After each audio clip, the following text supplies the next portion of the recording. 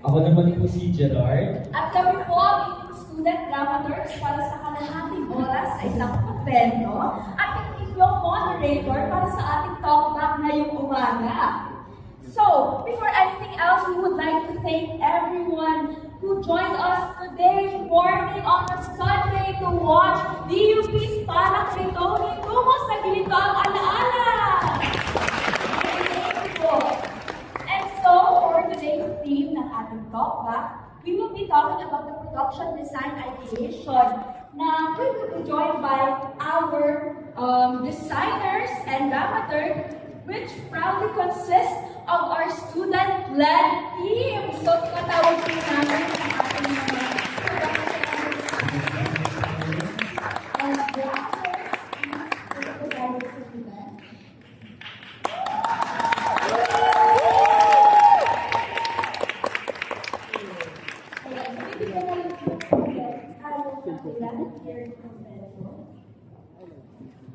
Okay. So, before we ask questions sa ating audiences, care to introduce yourselves, ating mga students? Start tayo from competitive.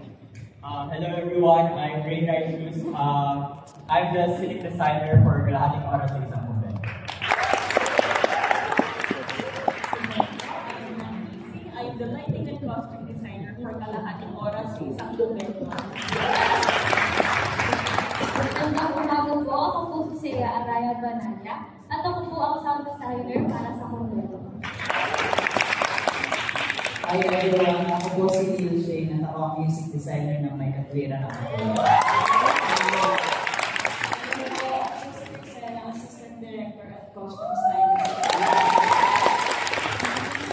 Ako si Jar na Kabedoyas, ang dramaturg po sa May Katwira ng Pina. Hello po, ako po si Meg, ang isang set and props head ng May Katwiran ng Hello everyone, I'm Third Salamat and I'm the lighting designer for my